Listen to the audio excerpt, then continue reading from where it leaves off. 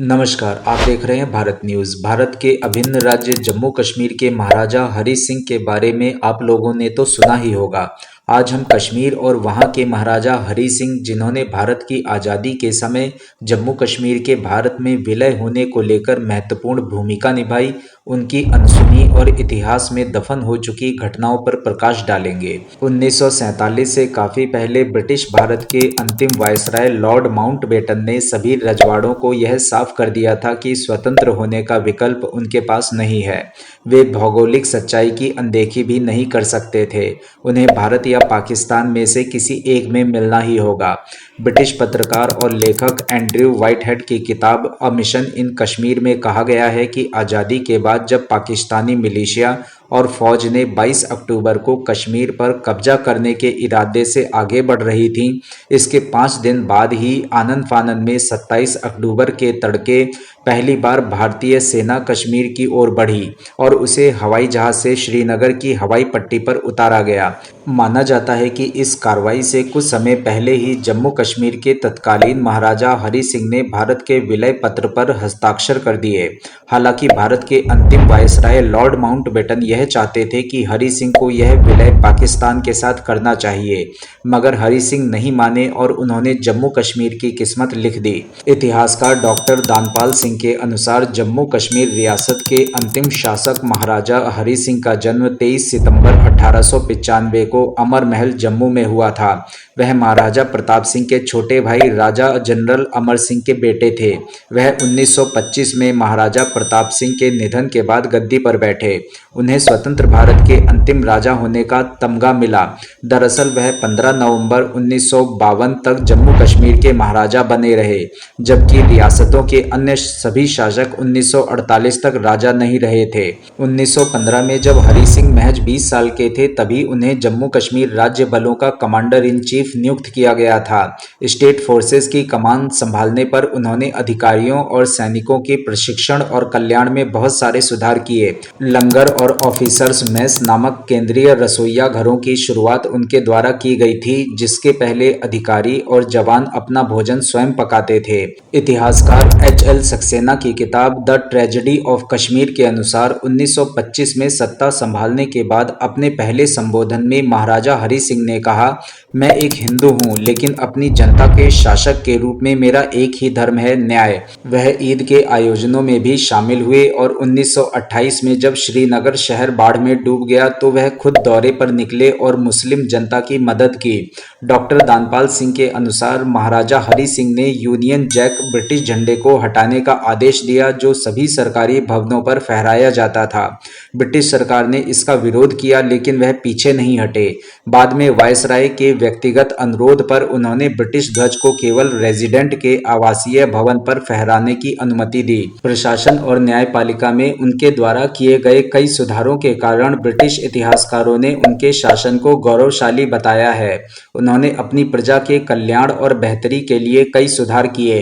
प्राथमिक शिक्षा को सभी विषयों के लिए अनिवार्य बनाना, बाल विवाह पर रोक लगाना, राज्य विषय अध्यादेश और निचली जाति के विषयों के लिए सभी पूजा स्थलों और जल स्रोतों को खोलना सबसे उल्लेखनीय है।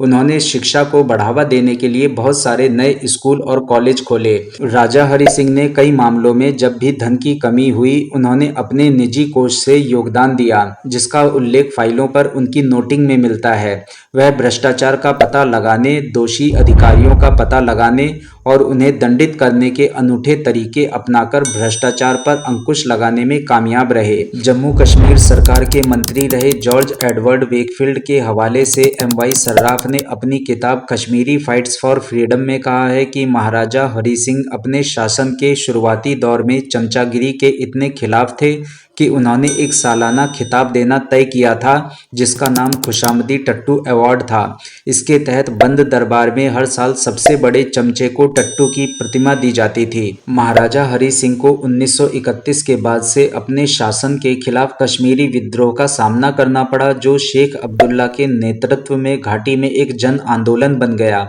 उन्होंने जिन्ना की मुस्लिम लीग का उनके दो राष्ट्र सिद्धांत का विरोध किया। इसे लेकर शेख अब्दुल्ला ने उनका जमकर विरोध किया। महाराजा हरि सिंह को लॉर्ड माउंटबेटन ने बहुसंख्यक आबादी के मुस्लिम होने और पाकिस्तान से भौगोलिक रूप से करीब होने के आधार पर पाकिस्तान में शामिल होने की सलाह दी, मगर महाराजा हरि सिंह को यह बात नामंजूर थी। उन्होंने अपने राज्य का भविष्य तय करने के लिए कुछ समय मांगा। वह जानते थे कि पंडित नेहरू और शेख अब्दुल्ला जम्मू कश्मीर के भारत में विलय के पक्ष में थे। वह खुद भी इसके पक्ष में थे। डॉक्टर दानपाल सिंह के अनुसार कश्मीर के भौगोलिक हालात को समझते हुए हरि सिंह ने भारत और पाकिस्तान दोनों के साथ स्टैंड स्टिल समझौते की पेशकश की, जिसे दुर्भाग्य से भारत ने स्वीकार नहीं किया। अगर नेहरू ने इसे स्वीकार कर लिया होता तो भारत को किसी भी स्थिति के लिए तैयार रहने के लिए 2 महीने से अधिक समय का वक्त मिल जाता। इससे अक्टूबर 1947 में पाकिस्तानी हमले को टाला जा सकता था। 21 अक्टूबर 1947 को पाकिस्तान के आक्रमण के बाद उन्होंने भारत से मदद की अपील की।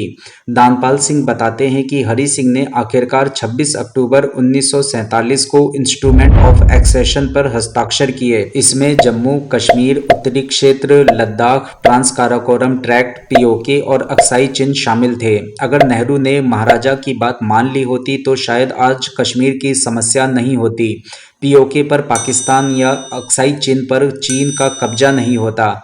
महाराजा हरि सिंह ने 1931 में दलितों के लिए मंदिर खोलने का ऐतिहासिक फरमान दिया था। उनके दूरदर्शी रुख ने उन्हें सामाजिक न्याय के प्रति गहराई से प्रतिबद्ध एक राजा के रूप में स्थापित किया।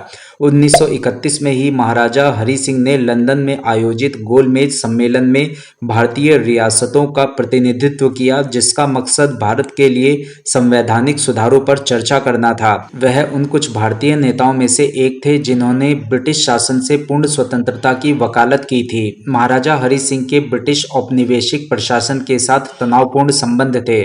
जम्मू कश्मीर के मामलों में ब्रिटिश हस्तक्षेप के खिलाफ उनके कड़े रुख ने उन्हें भारतीय राष्ट्रवादियों के बीच में सम्मान का पात्र बना दिया। हालांकि उन्होंने अपने राज्य की स्वायत्तता की रक्षा के लिए तटस्थता भी बनाए रखी। शेख अब्दुल्ला के साथ बढ़ती दुश्मनी के कारण उन्होंने युवराज कर्ण सिंह को रीजेंट नियुक्त किया और 1949 में बॉम्बे चले गए, जहां उन्होंने अपनी बाकी की जिंदगी बिताई। पोलो, घुड़दौड़ और पढ़ने के प्रति उनके जुनून ने उन्हें व्यस्त रखा। 26 अप्रैल 1961 को बंबई में उन्होंने अंतिम सांस ली। उनकी वसीयत के अनुसार उनकी राख को जम्मू लाया गया और पूरे जम्मू कश्मीर में फैलाया गया और जम्मू में तवी नदी में विसर्जित कर दिया गया। महाराजा हरि सिंह और कश्मीर को लेकर यह आर्टिकल आप लोगों को कैसा लगा, कमेंट करके हमें अवश्य बताएं। देश दुनिया की अन्य खबरों को जानने के लिए देखते रहिए भारत न्यूज़।